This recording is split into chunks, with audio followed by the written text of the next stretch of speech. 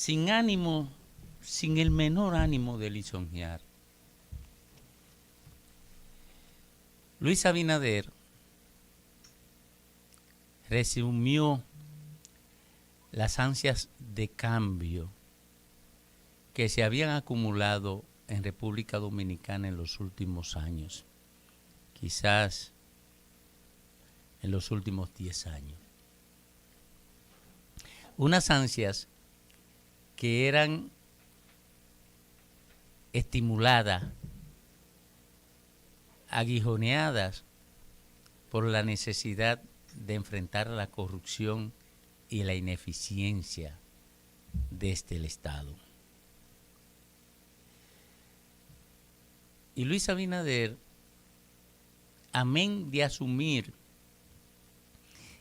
el más grande de los desafíos que han tenido la humanidad durante los últimos 70, 80 años, y procuró conectarse con esas ansias, con la escogencia de tres profesionales, 2 mujeres y un hombre, que le han dado rostro a la acción independiente del Ministerio Público para perseguir la corrupción y darle respuesta a esa ansiedad mayor que había apresado a la mayor parte de la sociedad dominicana. Con la pandemia, lo he dicho muchas veces y lo repito ahora que se levante el toque de queda o que se anuncia su levantamiento para el próximo lunes. En el manejo de la pandemia, el gobierno ha tenido un excelente desempeño, convirtiéndose en referente en el subcontinente latinoamericano para un manejo apropiado de un desafío sanitario y económico como el del COVID-19. La gente sufrió menos justamente por las medidas que adoptó el gobierno, las medidas de protección, las medidas de respuesta sanitarias, las medidas de inmunización, en fin. El gobierno de Luis Abinader pasó esa prueba con nota sobresaliente.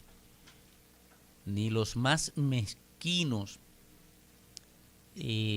políticos o bocinas han podido montar elementos que permitan reducir ese éxito. Luis Abinader ha tenido una relación cercana con la sociedad, de respeto a los derechos fundamentales. Ha tenido una relación que ha proyectado humildad, ausencia de soberbia con la población. Es un gobierno que ha definido una muy buena imagen, claro, ayudado por un uso intensivo del marketing que ha permitido que le saque provecho a cualquier situación en favor de su imagen. Pero el presidente Luis Abinader tiene un desafío mayor ahora. Un desafío mayor que lo podrá vadear solo si arriesga algunas cosas de las que tiene y que le garantizan confort. Por ejemplo, la reforma fiscal no puede manejarse con el marketing. Y en la reforma fiscal no puede ir a buscar beneficios de imagen. Tiene que modificar la línea que ha identificado a su gobierno. La reforma fiscal no puede manejarla con una influencia de peso del sector empresarial que le da perfil a su gobierno, porque esa gente del sector empresarial que están en su gobierno no creen en la reducción de la desigualdad social. Esa élite que le da perfil al gobierno empresarial de Luis Abinader no cree en la distribución de la carga de la crisis. Esa élite que le da perfil al gobierno empresarial de Luis Abinader no cree en el papel que le asigna el pensamiento moderno al Estado, que es el papel de regular los intereses y las apetencias de los sectores de poder para reducir el daño que pueden provocarle a quienes no ostentan poder y carecen de posibilidad para defenderse. Esa élite económica que tiene rodeado al gobierno de Luis Abinader solo cree en cargar a los más vulnerables del peso de la crisis. Aquí alguien tiene que pagar el costo de la crisis, que está expresado en una enorme deuda que el gobierno no tenía la posibilidad de evadir. Es distinta a la deuda del pasado, que fue un mecanismo que usaron para definir crecimiento económico, para evadir transformaciones económicas fundamentales que afectaran a las élites, y entonces lo posponían esas reformas utilizando para la posposición el endeudamiento externo como mecanismo de estabilización de la economía y garantizar su crecimiento. Luis Abinader tiene la ventaja de que es un hombre del empresariado y tiene la posibilidad de casarse con la gloria, construyendo justicia social sin que sea sospechoso ideológico de estar enfrentando al empresariado por problemas ideológicos.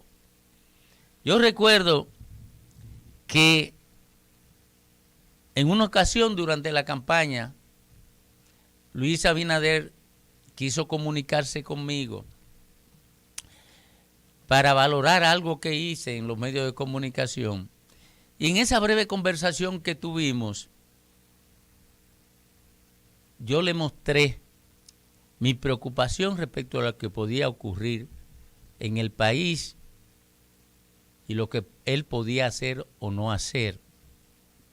Y él me dijo: Domingo, yo no voy a traicionar el legado de mi padre.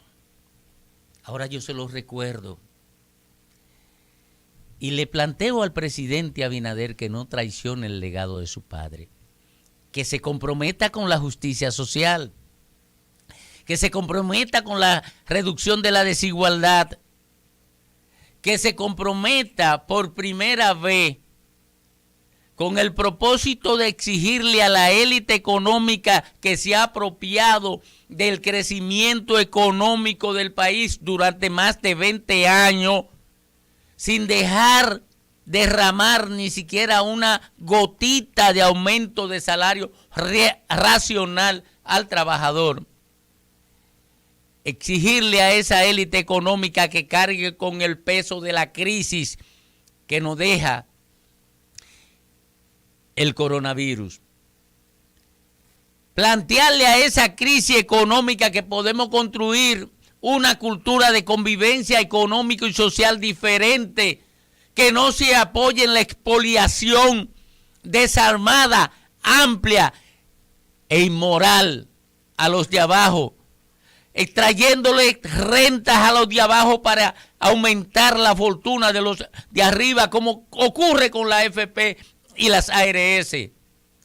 Que comencemos un tránsito no de destrucción del capitalismo, no de laceración de la propiedad privada, sino que haga de República Dominicana un espacio vivible para los que no tienen fortuna, que la renta la dividamos y que los otros, los que no son dueños de la fortuna, que tengan por lo menos garantizado el derecho a vivir, sino bien, con un mínimo de dignidad. presidente Abinader, aproveche la reforma fiscal, que es un mecanismo que lo mismo puede usarse para la concentración de riqueza que para la distribución de la riqueza social. Aprovéchelo para que iniciemos un tránsito de reducción de la desigualdad en República Dominicana, que construyamos una nación que pueda tener el horizonte donde la gente sienta la certidumbre de cambiar su situación. Presidente Abinader, cásese con la gloria.